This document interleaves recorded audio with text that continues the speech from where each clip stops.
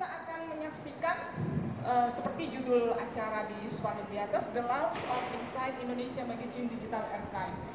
Untuk mahasiswa UI ataupun librarian yang sering googling, pasti you know what is Inside Indonesia. Kalau belum pernah, coba googling sekarang ya. Nah, pada hari ini bekerja sama dengan Universitas Indonesia, kita akan melaunch versi digitalnya.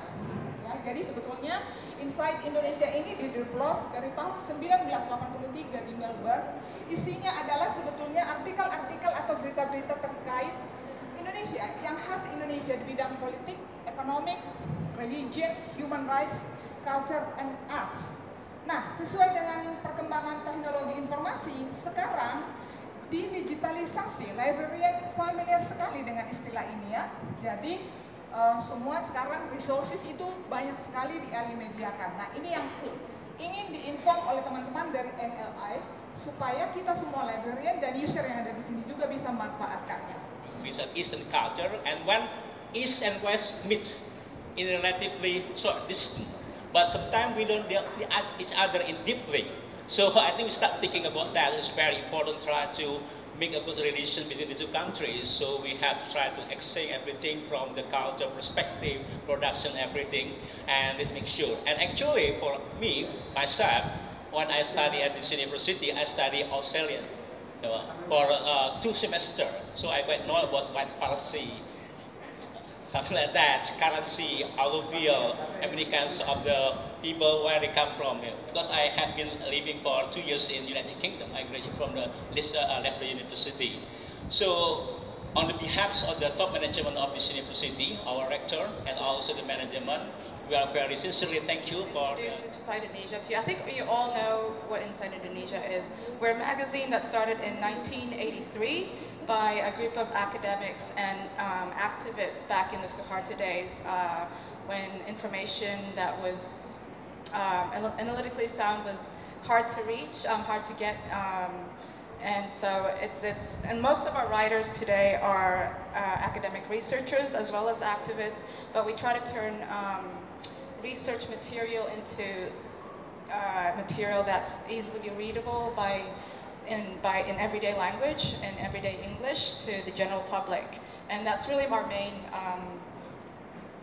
purpose, is to talk about Indonesia, write about Indonesia in a way that is that the mainstream media does not give, but is also very researched. Now when you look back, because when you read Inside Indonesia now, and it's wonderful that people here will now be able to read Inside Indonesia online, and we're very happy and proud to have supported the digitization for that reason. But when you read it, the ideas that are being expressed in Inside Indonesia in those early articles, in the hard copy, the ideas that were considered radical, critical, dangerous, which would lead to people being questioned at the time, are now mainstream.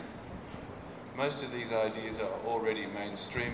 They reflect the values and ideals of the Reformasi era, the ideas that underpin the more democratic regime that followed the fall of Suharto. So now when you read Inside Indonesia, it doesn't really seem like an activist radical magazine, but the content of Inside Indonesia has not changed so much. Indonesia has changed. It has changed completely. So Inside Indonesia went from being an activist opposition critical magazine to a mainstream analytical commentary. Saya Fuad Gani, Kepala Perpustakaan UI. Jadi kegiatan untuk peluncuran Inside Indonesia merupakan sesuatu hal untuk membangun pemahaman yang lebih baik lagi antara dua negara yang bertetangga sangat dekat. Dengan ini diharapkan kita juga bisa mendapatkan informasi yang lebih detail mengenai sejarah Indonesia dari perspektif Australia. Nah, itu diharapkan nanti tersedia secara gratis di internet dan semua orang bisa mendapatkan informasi atau pengetahuan tentang Indonesia. Yang kedua, diharapkan dengan kehadiran majalah ini, pengarang-pengarang Indonesia dapat juga memberikan kontribusi untuk menulis di Inside Indonesia. Pada awalnya Inside Indonesia dianggap majalah yang sangat kritik terhadap rezim Suharto Orde Baru. Tapi sekarang norma dan ide yang muncul, yang bisa dibaca dalam Inside Indonesia dianggap mainstream. sudah menjadi norma umum di sini. Itu bukan karena ada perubahan dalam Inside Indonesia, malah karena Indonesia sudah pindah dari sayap kanan ekstrim ke pertengahan. Inside Indonesia dulu dianggap majalah yang sangat mengkritik Indonesia, tapi sekarang sangat mendukung era reformasi dan demokrasi. Menurut kami di Australia Indonesia Intitute, majalah ini merupakan sebagian dari jembatan pengertian antara kedua negara kita. Orang Indonesia bisa membacanya untuk mengerti apa persepsi orang Australia tentang Indonesia.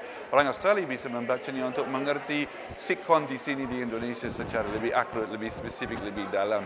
Kami di Dewan Pengurus Australia Indonesia Intitute sebetulnya bangga karena kami ada kesempatan untuk mendukung dan mendanai proses digitalisasi Inside Indonesia. Terima kasih.